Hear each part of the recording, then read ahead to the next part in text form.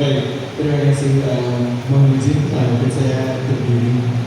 Yang saya hormati Bapak Dr. Dr. Aslam Yaman selaku Ketua Aslam Foundations dan juga Ketua BPPH Al Azhar Private Schools yang juga my direct boss apa saya dan juga yang kami hormati para pengawas dari Dinas Pendidikan di Gunung Kidul, ada yang dari KTK, SD, SMP, tentu saja kolega-kolega saya di Al Azhar Yogyakarta School Wonosari, ada Pak Muji, Pak Dana, Bu Yuni, dan rekan-rekan semuanya, Bapak Ibu, guru, kepala sekolah dari sekolah-sekolah se-Kabupaten Gunung Kidul yang insya Allah mudah-mudahan semua dalam keadaan sehat walafiat. Assalamualaikum warahmatullahi wabarakatuh. Selamat pagi, salam sejahtera, shalom, om swastiastu, namo buddhaya, salam kebajikan. Saya diminta memperkenalkan diri terlebih dahulu katanya. Nama saya Dwi Yuliantoro. Jadi saya itu orang Jogja, tapi baru di Jogja 5 tahun. Usia saya ini baru sedikit di atas 40 tahun. Jadi sejak tahun 98 saya mulai, kalau orang Indonesia berarti apa? Merantau. 98 saya mulai merantau ke Kanada, kemudian pulang ke Indonesia sebentar aja, diberi amanah oleh kementerian waktu itu untuk kuliah di ASEAN, terus pulang lagi. Alhamdulillah diberi amanah lagi untuk kembali ke Kanada. Pulang dari Kanada dapat beasiswa Fulbright untuk S2 ke Amerika. Selesai Fulbright, mau pulang ke Indonesia nggak boleh sama universitasnya. Dibilang gini, kamu nggak boleh pulang. Kamu di sini bantu mendirikan program S1 namanya Global Educators Cohort Program. Dikasih beasiswa S3. Setelah beasiswa S3 selesai, berhasil meluluskan sarjana pendidikan untuk sekolah-sekolah internasional di seluruh dunia, saya nggak boleh pulang lagi. Kamu nggak boleh pulang pokoknya. Saya punya alasan apa aja, mau pulang aja pokoknya nggak boleh pulang.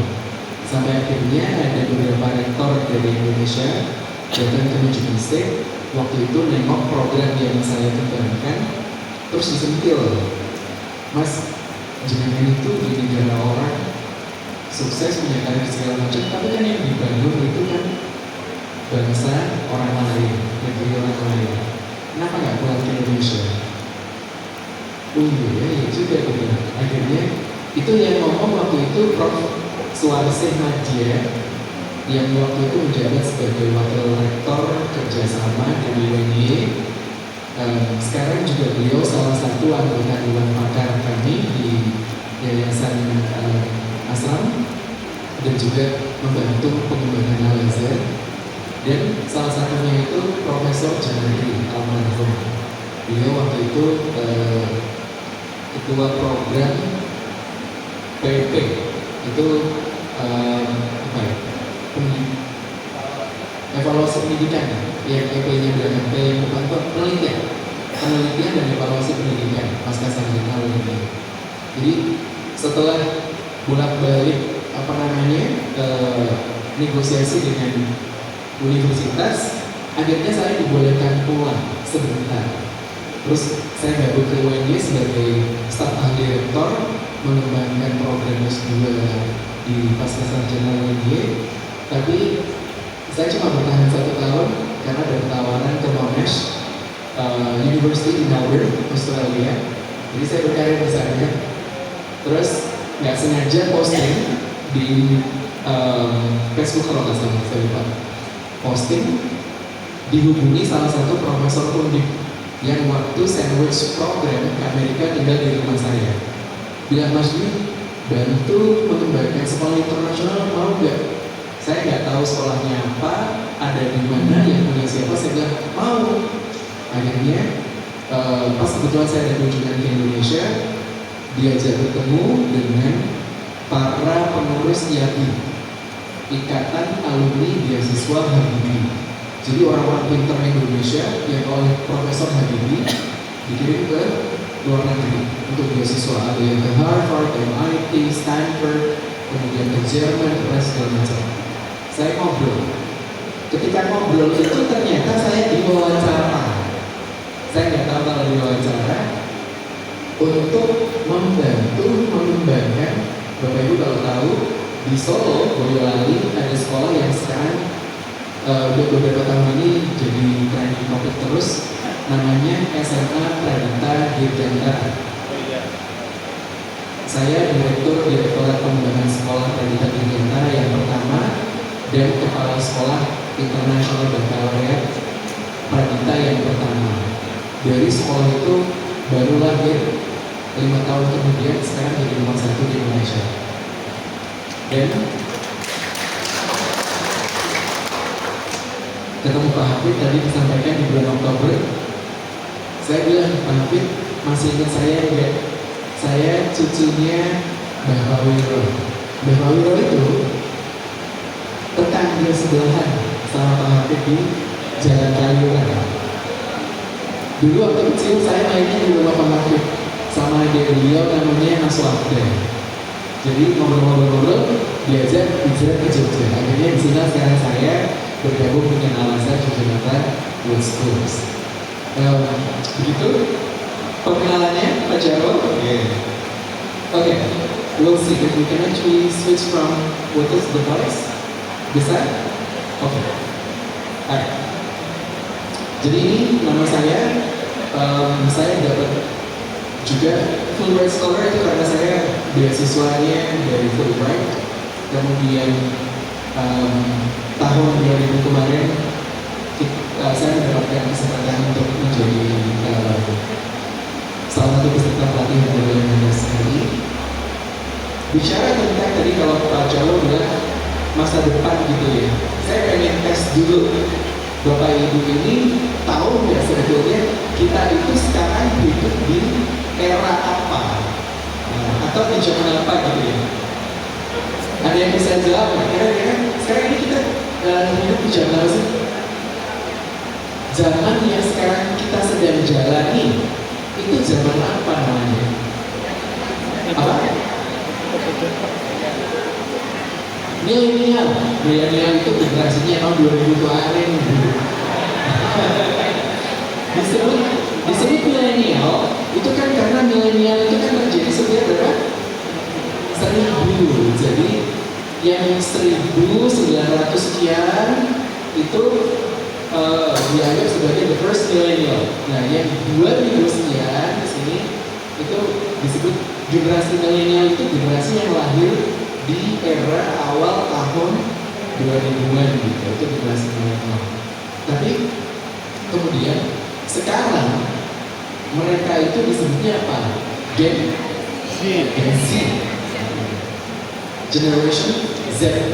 Kalau Bapak Ibu semuanya gen apa? Jadul. Bukan Gen Z tapi Gen Z. Yang kita sejadul. Iya. Kita zaman apa sekarang? Ada yang tahu nggak? Atau mungkin saya sederhanakan, kita itu sudah mengalami sini. Saya mau katakan itu pekewo, karena saya nggak berani membelakangi orang tua, apalagi pengalaman dulu kan. Pola dulu saya. Yang itu berapa? Jadi kita itu sudah, saya ganti pertanyaannya. Kita sudah mengalami berapa kali perang dunia? Ada yang bisa jawab? 2? 3.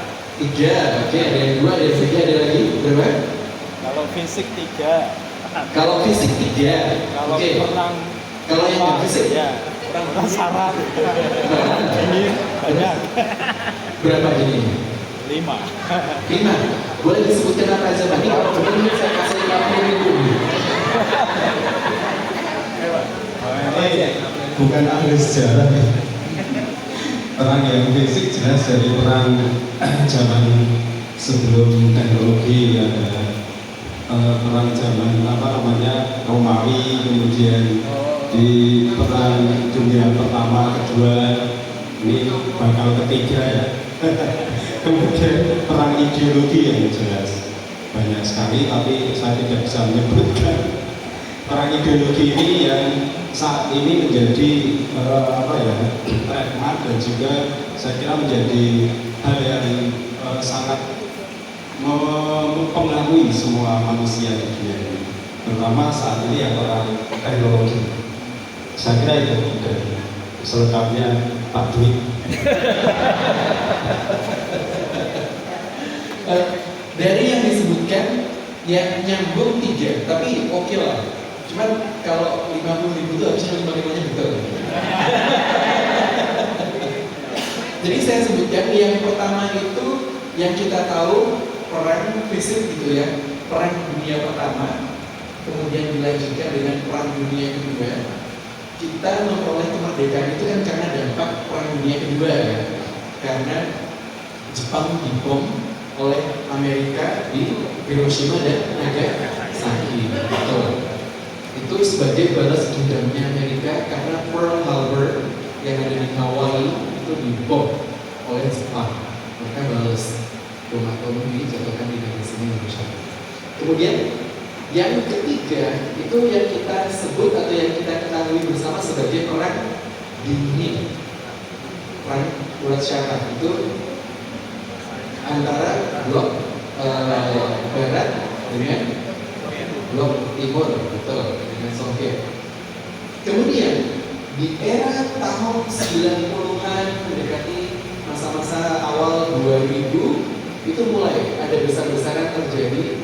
Kalau tadi disampaikan Pak siapa tadi Pak? Pak Netizen mengatakan bagaimana berbagai perkembangan teknologi industri itu merubah dunia dengan adanya globalisasi. Itu kita memasuki tren dunia yang keempat. Tadi dijabarkan juga Pak Netizen, kita sekarang sedang repot sibuk dengan perang ideologi.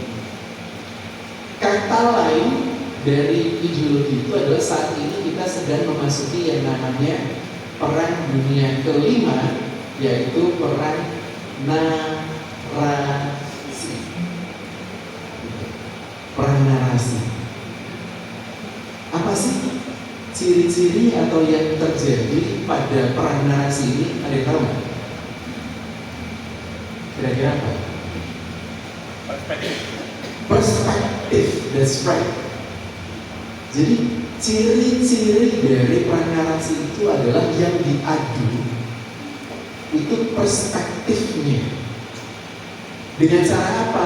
Karena namanya perang narasi, maka perspektif itu disajikan dalam bentuk naratif. Untuk apa? Untuk merubah mindset seseorang. Kalau Bapak Ibu nggak percaya, saya kasih 2 bukti yang sangat real. Yang bukti pertama, Donald Trump itu memenangkan pemilu di Amerika yang kemarin sebelum diganti sama Biden, itu menggunakan sosial media, dimotori dengan penggunaan Facebook. Kalau di Amerika, TikTok, Instagram itu nggak begitu laku. Waktu itu Facebook itu masih sangat banyak digunakan oleh generasi-generasi yang secara persentase adalah pengguna Facebook. Jadi persentase pemilih terbesar di Amerika itu mereka pengguna Facebook. Maka dia kerjasama dengan Facebook untuk berkampanye dengan merubah cara berpikir masyarakat Amerika. Slogan yang paling besar, yang paling gencar digunakan itu, dia menggunakan kata atau frase "Make America Great Again". Kenapa pakai slogan itu?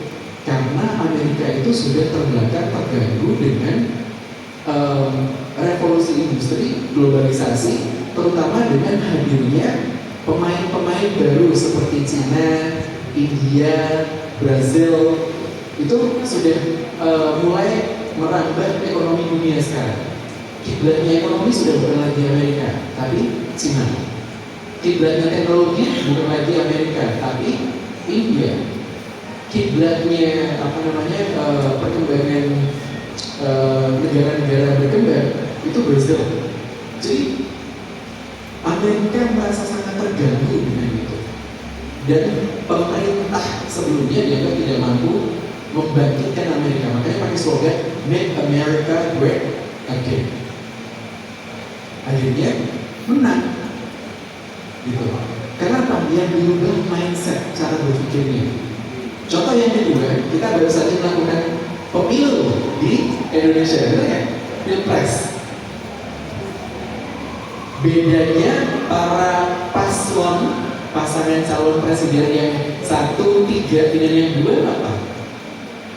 Kalau yang 1 itu timnya Mas Anies, dia pakai slogan change, perubahan. Tapi kemudian cara kampanyenya lebih dialogis karena fokus pada proses mendidik bangsa Indonesia untuk berpolitik. Pak Ganjar dan tim itu kampanyenya menggunakan motor PDIP dengan patriotismenya, gitu kan. Sampai di GBK Gelora Bung Karno di Senayan itu, Bu Mega kan sampai berangkat, gitu kan. Itu ada kampanye gitu, orasi menggunakan retorika pada zaman Bung Karno. Tapi yang paling menarik, coba lihat bagaimana paslon nomor 2 timnya Pak Prabowo dan Mas Gibran itu mereka betul-betul menggunakan narasi yang berkembang di generasi pemilih terbanyak. Jadi populasi pemilih zaman ini itu ada di mana? Ada di generasi milenial sama di Gen Z. Itu yang digarap dengan slogan-slogannya. Makanya kemudian Pak Prabowo disebut gemoy. Bahasa itu dekat dengan generasi sekarang. Narasi yang digunakan itu yang memang sekarang trending. Makanya apa? Semua orang akhirnya milih paslon 02 di atas 50%. Luar biasa itu. Pilpres satu putaran selesai, gitu. Jadi itu bagaimana narasi digunakan untuk merubah cara berpikir bangsa ini. Kita di dunia pendidikan, kalau kita nggak memahami bagaimana perubahan dunia, termasuk sekarang ini kita masuk di perang narasi, kita nggak akan bisa bersaing dengan teknologi. Kenapa? Kita itu bersama dengan siswa di sekolah paling dari jam 7 pagi sampai jam 1. Itu aja kita terbatas pada jam mapel, benar? Kita nggak selalu dari pagi sampai siang itu terus sama mereka kan? Kalau guru kelas oke, tapi yang di SMP SMA itu udah guru mapel. Maka kita cuma 1-2 jam tergantung jumlah mapel yang kita pegang berapa. Mereka begitu sampai di rumah, nggak usah sampai di rumah nih. Di sekolah Bapak Ibu, siswa boleh pegang HP kan? Ya. Boleh kan? Kalau di Pradita, siswa nggak boleh pegang HP. Sabtu Minggu baru HP-nya kita berikan kepada mereka. Kalau di sekolah-sekolah yang tidak membuat peraturan tidak boleh pegang HP, kebayang nggak? Bapak Ibu ngomong apa sebentar, anaknya kemudian browsing sosial media, dikonsumsi dari berbagai aplikasi, dari berbagai account sosmed. Bapak Ibu ngomong 1 jam, itu mereka mengkonsumsi Instagram, TikTok dan sebagainya macamnya, kehapus langsung. Belum pulang gitu, belum pulang sekolah, udah kehapus memorinya. Apa-apa yang Bapak Ibu sampaikan ke mereka udah kehapus sama sosial media, gitu. Nah, ini tantangan kita. Sekarang itu kita hidup, kalau bicara tentang peradaban dunia, kita sudah tidak lagi hidup di revolusi industri 4.0. Udah lewat. Kalau bicaranya revolusi industri 4.0 udah lewat. Sekarang kita masuk di revolusi industri 5.0. Bedanya apa? Kalau 4.0 bicaranya semua tentang internet. Ya kan? Bagaimana kemudahan teknologi itu dengan keberadaan internet. Tapi dengan adanya perubahan karena COVID-19 itu terjadi pergeseran. Yang tadinya internet itu bisa membantu kita bekerja segala macam, nggak cukup kan?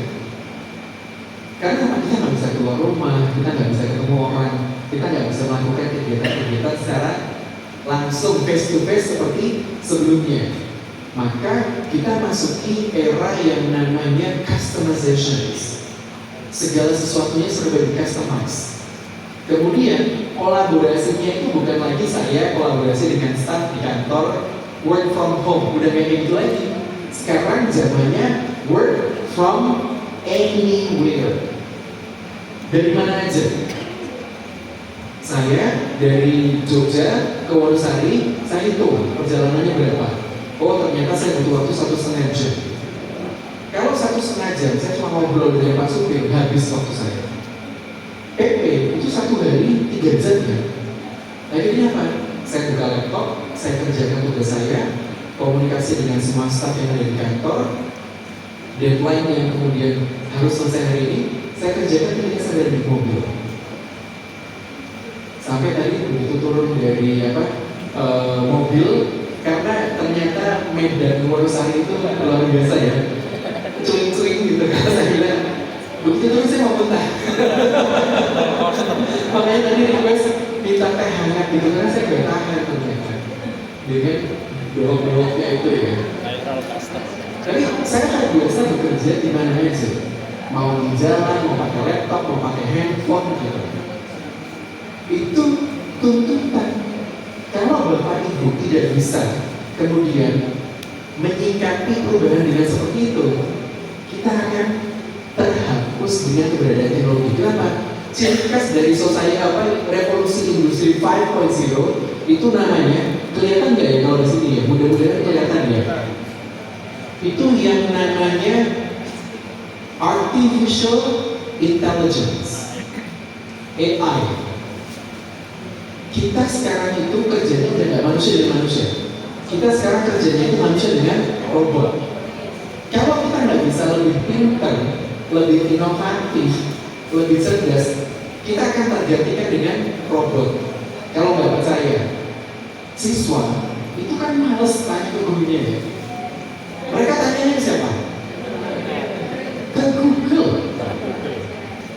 Yang mau ditanya apa? Ketik di Google selesai. Jawabannya langsung tersedia. Kalau tanya ke bapak ibu gurunya, bisa jadi nggak dijawab, atau dijawab dimarahin, atau iya kan?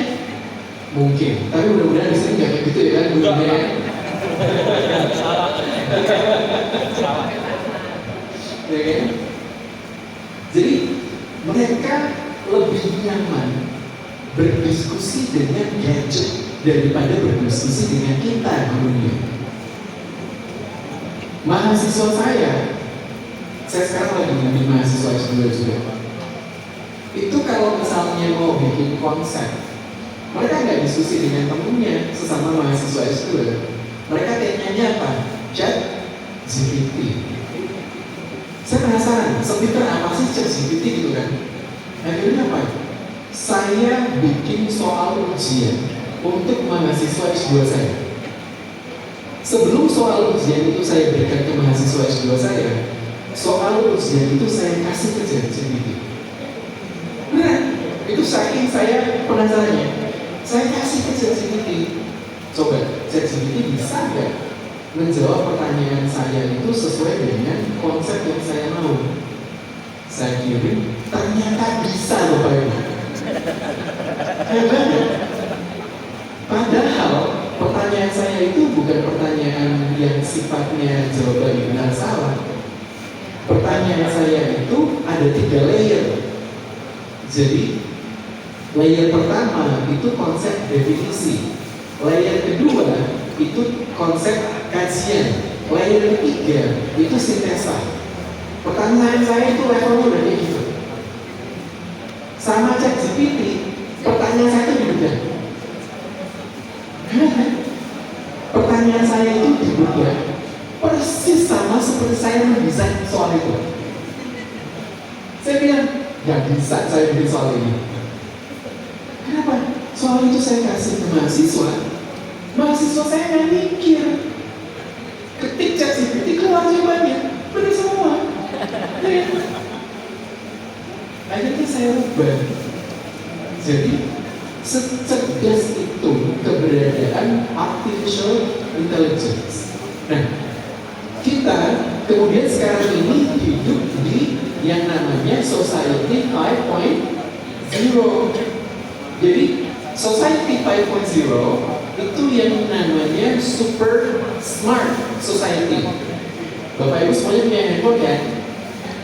Handphone itu sebenarnya apa? Android.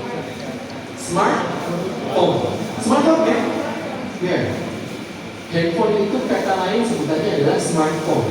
Sekarang coba, kira-kira kita penggunanya dengan handphonenya lebih cerdas siapa?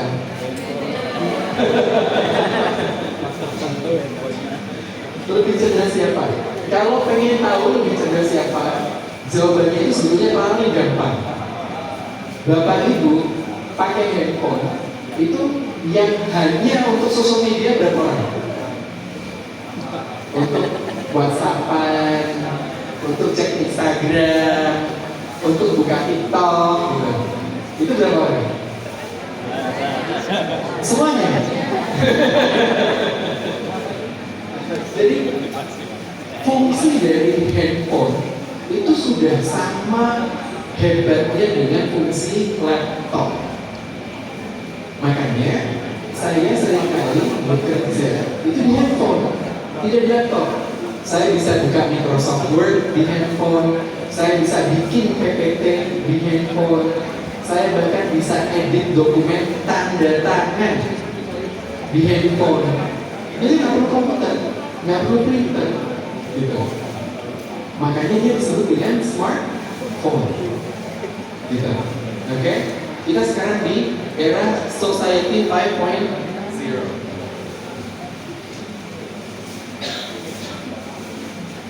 Nah, ketika kita bicara yang tadi itu kan peradaban dunia, peradaban manusia, ini ada satu slide di situ ya. Mungkin Bapak Ibu pernah dengar sebutan ini bahwa adat itu lebih dulu dari ilmu, gitu ya. Oke, nah sekarang kita bicara ini deh. Ketika kita bicara peradaban, sebetulnya piramidnya itu seperti ini. Peradaban itu tidak akan pernah terjadi jika manusianya tidak That's right. Oke. Ini penting nih. Kita pahami dulu ya, sama-sama ya. Ketika kita bicara peradaban dunia di sini, peradaban ini tidak akan pernah terjadi kalau manusianya tidak beradab. Oke. Nanti saya akan tanya lebih jauh. Kira-kira kita sebagai guru sudah mencontohkan, mencerminkan manusia yang beradab atau belum? Gitu kan? Oke. Kemudian dasarnya manusia yang beradab itu kan dengan penguasaan atau pemahaman tentang adab. Gitu. Jadi yang pertama itu kuasai adab dulu. Kenapa? Ketika kita sudah menguasai adab, maka kita baru bisa beralih menjadi beradab. Gak mungkin ya kita ekspektasi siswa-siswi kita jadi anak-anak yang beradab, mereka gak ngerti adab itu apa. Kemudian baru kita bisa melakukan sebuah peradaban. Nah, ini pertanyaan yang selalu saya tanyakan ketika saya diskusi dengan guru-guru dari seluruh Indonesia. apa yang menjadikan bangsa Indonesia itu Indonesia? Coba kira-kira Bapak Ibu ketika mendengar pertanyaan ini, apa jawabannya? Apakah pertanyaan yang pertama ini ya? Yang kedua, apakah ciri tersebut terlihat dalam diri anak didik kita? Jadi kalau misalnya Bapak Ibu bertanya dan jawabannya, entah jawabannya Bapak Ibu itu apa, tapi kemudian direfleksikan di pertanyaan yang kedua itu, apakah ciri tersebut itu ada dalam anak didik kita? Kenapa? Karena nggak mungkin anak didik kita itu menjadi apapun yang menjadikan bangsa Indonesia itu Indonesia kalau kita tidak pernah mendidik itu kepada mereka. Paham ya? Sampai di sini masih bisa ikut? Oke, selanjutnya. Ini quote dari Eyang Habibie. Alhamdulillah saya punya banyak kesempatan berdialog secara intensif dengan beliau di kediamannya di Kuningan, Jakarta.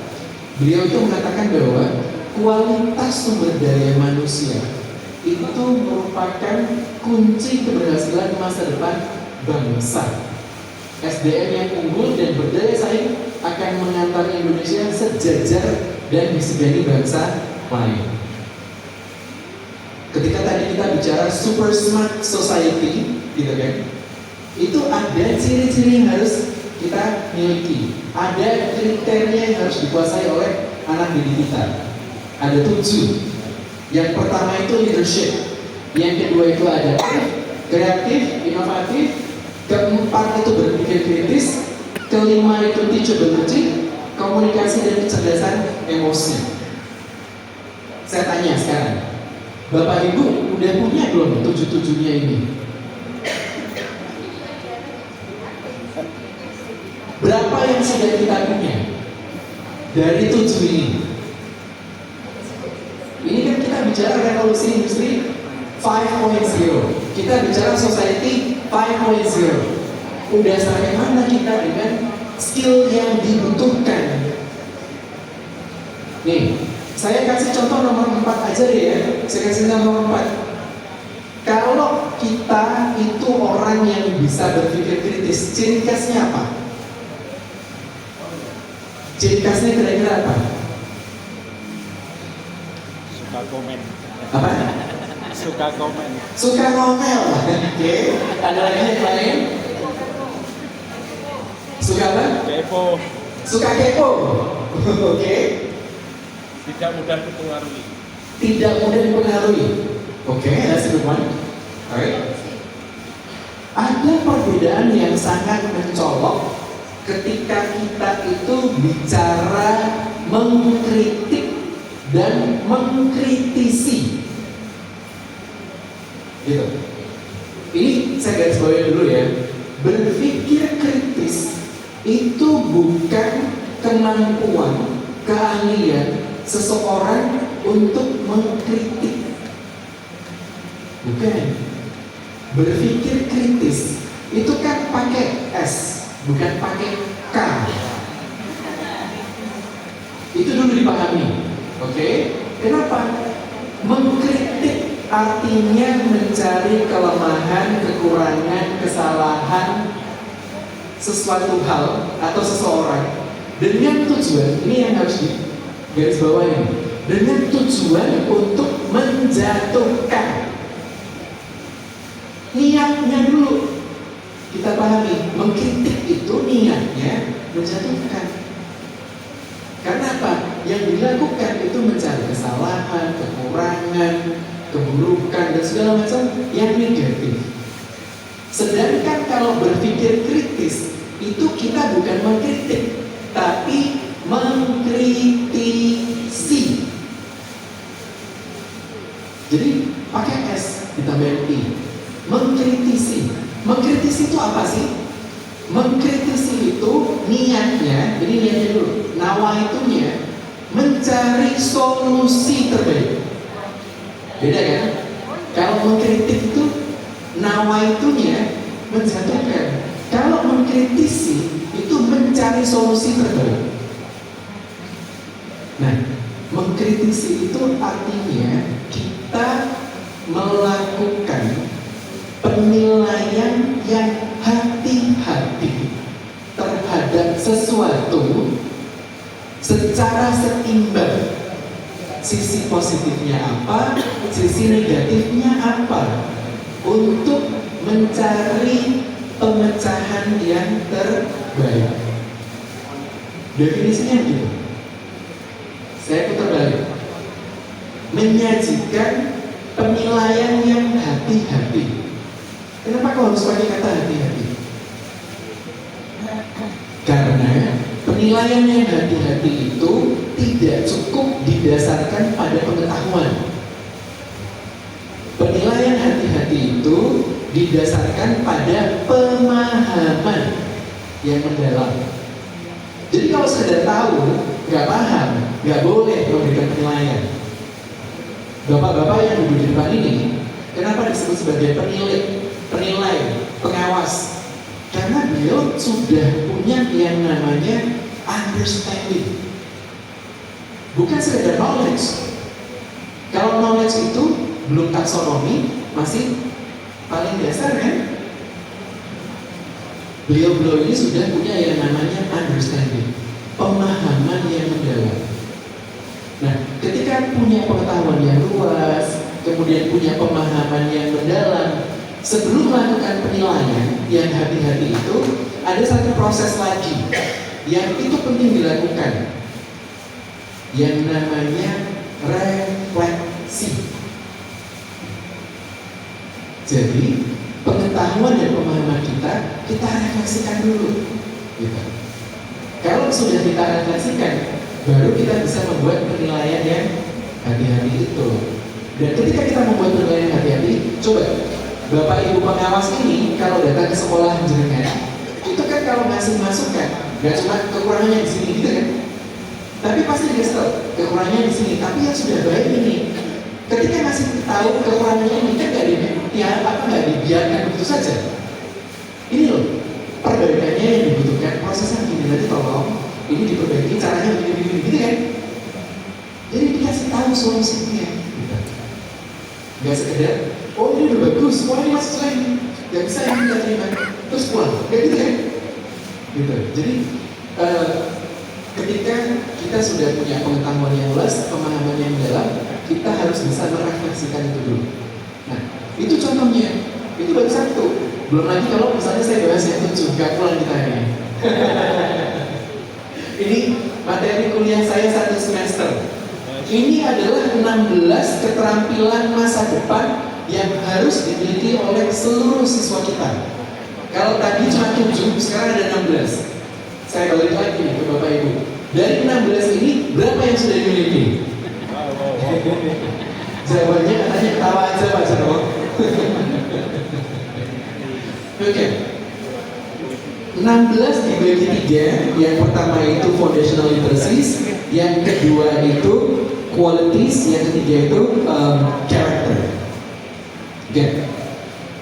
Ini profil pelajar Pancasila. Profil pelajar Pancasila itu diambil intisarinya sebetulnya dari 16 ini. Jadi timnya Mas Nadiem waktu itu sempat mengundang saya juga ke Jakarta, ngobrol gimana sih caranya mentransformasi sistem pendidikan nasional. Saya bilang kita harus berpijak pada masa depan anak-anak ini, nanti mereka akan hidup di zaman seperti apa. Paling tidak kita harus bisa mengantarkan mereka pada yang namanya global competencies. Ini yang disebut dengan global competencies. Makanya kemudian disarikan menjadi profil pelajar Pancasila. Salah satu cirinya tuh nih, berkebinekaan global, ada bernalar kritis, ada kreatif. Itu semuanya ciri-ciri dari global competencies, gitu kan? Saya yakin Bapak Ibu sudah familiar sekali ya kalau dilihat dengan profil pelajar Pancasila. Artinya pelajar sepanjang hayat yang memiliki kompetensi global. Penting ya, saya garis bawah lagi nih, kompetensi global. Silakan tanya pada diri sendiri, sudah seberapa jauh menguasai itu. berperilaku sesuai dengan nilai-nilai Pancasila. Saya yakin Bapak Ibu semuanya sudah hafal dengan Pancasila. Bukan itu yang penting, bukan menghafalnya, tapi bagaimana Bapak Ibu mempertanyakan diri dengan pertanyaan-pertanyaan ini. Saya bacakan, karena mungkin nggak kelihatan dari belakangnya.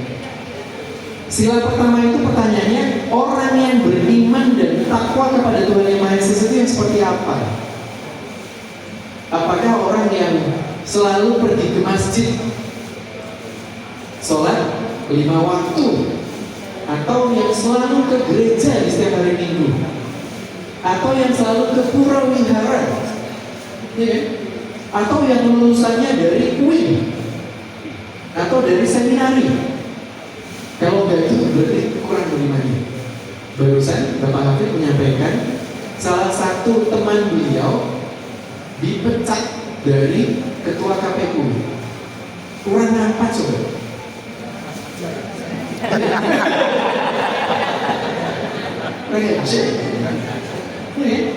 Kurang apa? Dari ilmunya saya yakin agamanya kuat, ya kan? Orang tuanya punya pondok, udah punya pengalaman sebegitunya, masa iya gak berilmu? Tapi kecentok ya, kesandung gitu ya. Ketua KPU jalan-jalan ke Belanda, ya kan? Kok dilalah? Mungkin di Belanda ada yang berkilau gitu kan? Ada yang kinclong gitu. Ngamar aja secara paksa. Ini saya baca berita. Bapak Ibu, handphonenya dipakai buat baca berita kan ya?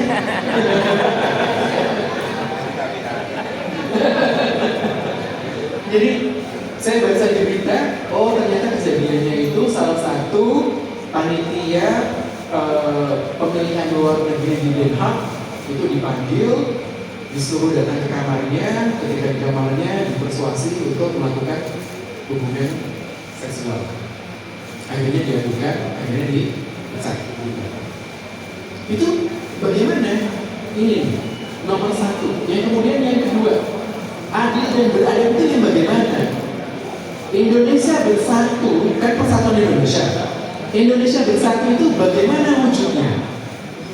Ketika kita punya perbedaan agama saja, kemudian jadi berkubu gitu kan.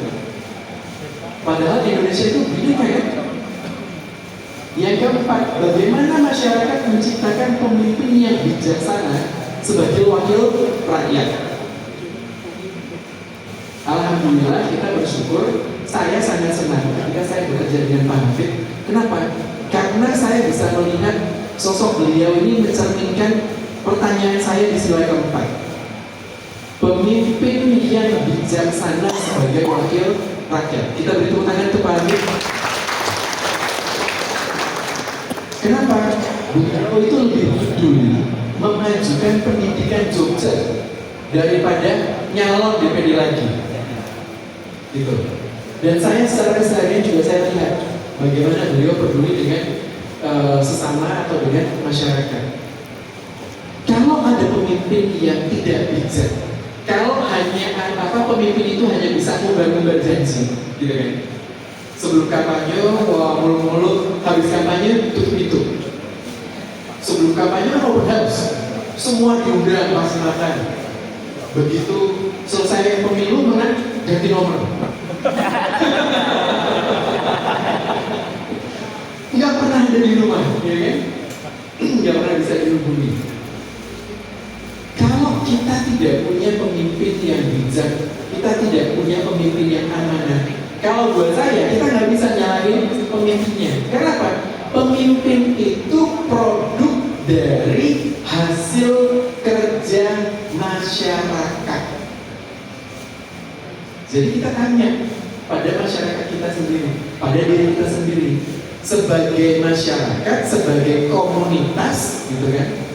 Seberapa jauh kita sudah menciptakan, melahirkan pemimpin yang amanah, gitu.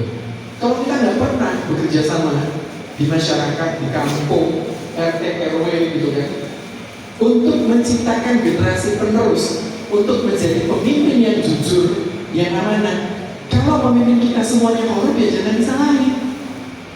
Peran kita sejauh mana untuk membuat mereka itu tidak korup? Karena apa? Karena kita ada di dunia pendidikan. Ada satu quote yang saya sangat senang dari dari Aristotle. Aristotle itu bilang gini, educating the mind without educating the heart is no education at all. Pendidikan yang hanya mencerdaskan otak, akal pikiran saja, namun tidak mencerdaskan hati, itu tidak bisa dibilang sebagai pendidikan.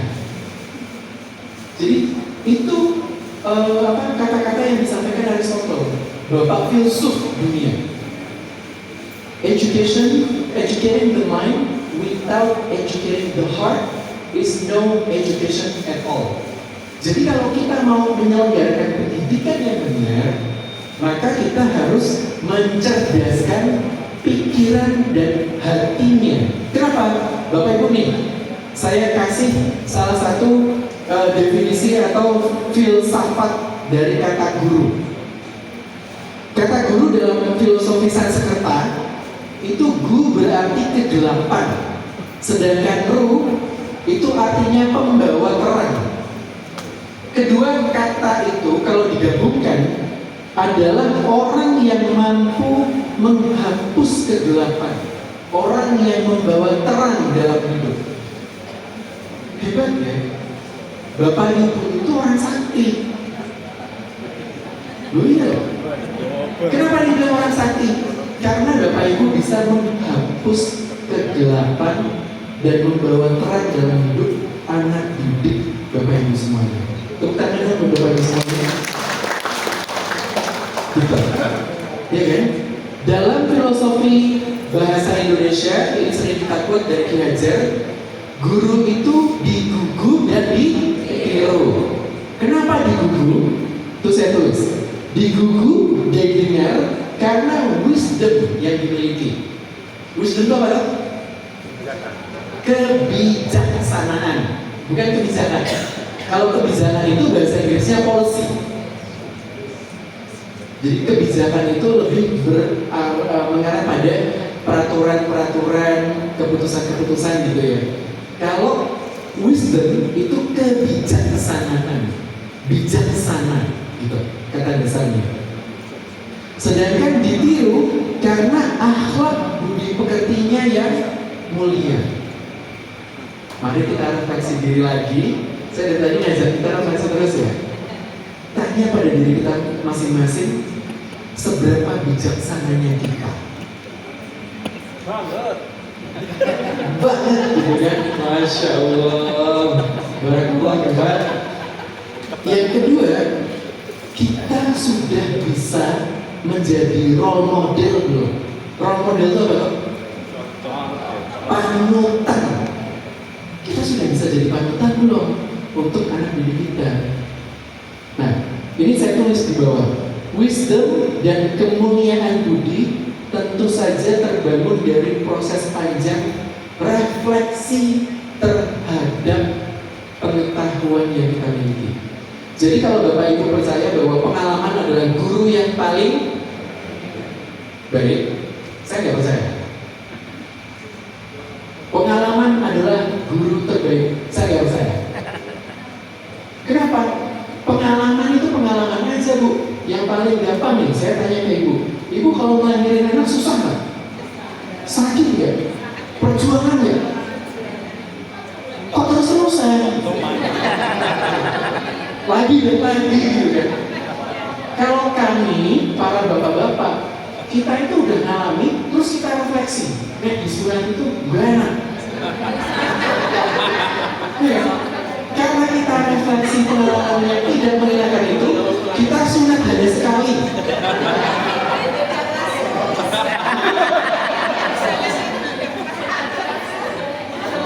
Ya, Bapak Ibu paham ya? Jadi ketika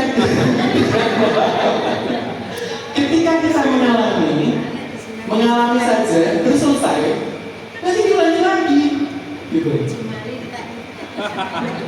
Refleksi itu ketika kita kemudian menginternalisasi pengalaman. Jadi di situ ada refleksi terhadap pengetahuan yang kita miliki, pengalaman yang kita alami, dan juga keahlian yang kita miliki. Jadi bukan pengalamannya yang terbaik, yang menjadi guru yang terbaik, tapi refleksi terhadap pengalaman itu. Nah, kalau itu saya percaya. Ya, don't gitu. Peribahasanya, kenapa? Gini, kebenaran itu berlaku hanya pada masanya. Ketika sudah ada perubahan, maka kita juga harus update. Kalau nggak percaya, Bapak Ibu, dulu Pluto itu planet atau bukan? Planet. Sekarang Pluto itu planet atau bukan? Bukan. Kalau kita masih kekeh, nggak mau, pokoknya saya setia. Pluto itu planet, setia tuh. Bapak Ibu kenalan zaman, gitu kan? Sama. Kita sekarang sudah memasuki perang dunia kelima, perang narasi. Maka yang penting itu bukan pengalamannya, tapi bagaimana kita merefleksikan pengalaman itu untuk kepentingan kita. Baru Bapak Ibu itu bisa selalu berada satu langkah di depan. Begitu. Oke? Ini ya. Lanjut. Tadi saya bilang, saya sangat bersyukur bahwa kita punya pemimpin yang amanah, yang bijaksana sebagai wakil rakyat. Buktinya, Pak Hafid itu nggak sekedar ngomong, saya peduli pendidikan, saya memajukan pendidikan. Kalau itu kan sekedar narasi, ya kan? Sekedar retorik.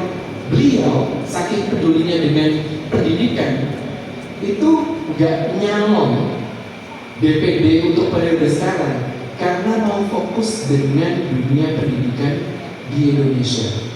Salah satunya, tepuk tangan dulu. Salah satunya tadi disampaikan beliau membangun sekolah internasional di Yogyakarta. Sekolah ini meskipun begitu mewah, fasilitasnya begitu hebat, dan saya tahu karena saya terlibat langsung di dalamnya. Saya membantu semua proses itu, desain kurikulumnya, desain kelasnya, itu kita pikirkan betul bagaimana bisa membangun global competencies yang tadi saya bilang. 16 global competencies itu kalau putra putri bapak ibu atau saudara saudaranya atau murid muridnya nanti sekolah di Al-Azhar, insya Allah begitu lulus terbangun semuanya 16-16 nya. Kenapa? Karena visinya nih bapak ibu nih, becoming a world-class education institutions at the secondary level with strong Islamic values and Indonesian national identity. Gak apa-apa, tenang aja. Nanti ada subtitle. In order to produce pious, virtuous character, intelligent, independent, and enthusiastic work leaders who are capable of growing aligned with the current era. Understand? Yes? Okay. Makanya tadi Pak Hafid bilang yang boleh tidak bahasa Inggris di kampus internasional Gapit hanya beliau. Because when we are actually like set our foot on our complex, our skill building, nobody can actually speak in Bahasa Indonesia. Everybody has to speak in English, including the security guy and the cleaning service.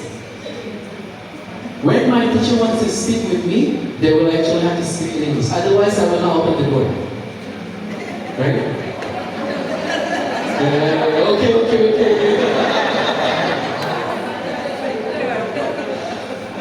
Bapak Ibu, visi dari Al-Azhar Yogyakarta World School itu adalah menjadi institusi yang berkelas dunia yang berdasarkan pada jati diri bangsa Indonesia. Kenapa? Karena kita ingin menghasilkan atau melahirkan lulusan-lulusan yang beriman, berakhlak mulia, cerdas, mandiri, dan juga berdaya juang untuk bisa menjadi pemimpin dunia. Jadi kita bicaranya itu nggak cuma sekedar lulus, pintar, cerdas, mandiri, enggak. Kita ingin mereka jadi pemimpin dunia yang seperti apa? Yang bisa mengikuti perkembangan zaman. Ini yang kita ingin lakukan, melahirkan ilmuwan-ilmuwan muslim sebagai warga negara dunia yang mampu menjadi pemimpin dunia, namun tetap menjunjung tinggi jati diri bangsa Indonesia. Ini trajektori desain yang kami buat. Sengaja biar nggak terbaca sampai nggak ditiru. Kalau mau nanti saya bikin ya. Oke. Tapi kenapa kok harus menyekolahkan putra-putrinya di Al-Azhar? Ini Bapak Ibu. Yang pertama dulu, kita sebutnya integrated comprehensive curriculum design. Saya dengan teman-teman guru di Al-Azhar itu kita mengkaji sebetulnya bukan cuma 3 tapi 4 kurikulum. International Baccalaureate, Cambridge International, kurikulum Merdeka, kurikulum dari Yayasan Pesantren Islam Al-Azhar. Jadi ada 4. 4-4-nya itu saya suruh mengkaji kelebihan kelemahannya. Ketika sudah mengkaji kelebihan kelemahannya, kelebihannya itu saya suruh mapping, ditempel di papan. Kemudian saya kaji yang saya anggap sebagai strength, kekuatan yang tidak dimiliki oleh yang lain, saya ambil. Oh, ini kehebatannya IB. Di Cambridge nggak ada, di Merdeka nggak ada, di YPI nggak ada, saya ambil. Di Cambridge, oh ada ini, di yang lain nggak ada. Di Merdeka ada ini, yang lain nggak ada. Di YPI ada ini, yang lain nggak ada. Semua yang tidak ada di kurikulum yang lain, saya jadikan satu. Kemudian saya definisi satu persatu, saya jadikan sebagai kurikulumnya Al-Azhar. Makanya kita sebutnya integrated comprehensive curriculum design. Jadi kurikulum yang komprehensif dan terintegrasi. Jadi nggak sembarangan kurikulumnya. Saya S2 S3 itu di bidang kurikulum. Jadi saya tahu betul bagaimana mengkaji kurikulum. Saya sering di bidang kementerian untuk memberikan advice, advice itu bahasa Indonesia, saran, gitu, masukan pada beliau-beliau di sana. Yang kedua, kita pakai sistem interdisciplinary approach. Apa itu interdisciplinary approach? Dulu kita ada yang namanya monodisiplin. Oh ya, mata pelajaran ini berjalan sendiri, mata pelajaran itu berjalan sendiri, gitu kan? Tidak peduli yang lain melakukan apa. Pokoknya saya ngajar sesuai dengan yang ada di buku. Mantep, pakai kacamata kuda, ya kan? Sekarang masih ada kayak gitu? Janganlah ya, kasihan siswanya. Kemudian transisi, namanya multidisiplin. Nah, multidisiplin itu contohnya itu kalau yang di KBT KSD ada yang namanya kurikulum tematik, gitu kan? Nah, itu udah multidisiplin tuh. Tapi hanya satu tema, belum berkomunikasi dari satu mapel dengan mapel yang lain. Interdisciplinary itu sudah menggabungkan apa yang ada di matematika, apa yang ada di fisika, apa yang ada di agama, itu menjadi satu sistem kesatuan yang utuh. Jadi kalau misalnya guru saya bicara tentang energi, topik di fisika, itu nanti dia harus bisa bagaimana mengkaitkan itu di biologi, bagaimana mengkaitkan itu di olahraga, bagaimana mengkaitkan itu di matematika. Jadi ketika si guru bicara energi, anak di kelas udah bisa, oh iya di matematika contohnya energi itu kayak gini. Ada yang namanya lintasan sudut hiperbola, gitu kan? Ada yang namanya percepatan, gitu kan? Ada yang namanya gravitasi, gitu kan? Itu semuanya dibicarakan sebagai satu konteks kesatuan yang utuh. Itu didesain benar-benar, gitu. Makanya Nanti kalau belajar satu, itu pikirannya tuh udah langsung tahu. Oh, ini nih kaitannya ke sini, ini nyambungnya ke sana. Nggak terpisah-pisah. Itu yang disebut interdisciplinary approach. Kemudian ada yang lain, ini yang saya paling pengen highlight. Kita punya yang namanya cross cultural understanding sama well-rounded education. Itu dua sistem yang sangat populer di Amerika yang saya adopsi untuk kita terapkan di Al-Azhar Yogyakarta World School. Jadi itu yang kemudian menjadi ciri khas bagaimana pendidikan di Al-Azhar Yogyakarta itu didesain, diimplementasikan, dan kita kawal dari pertama itu dibuat sampai dengan nanti anak-anak lulus.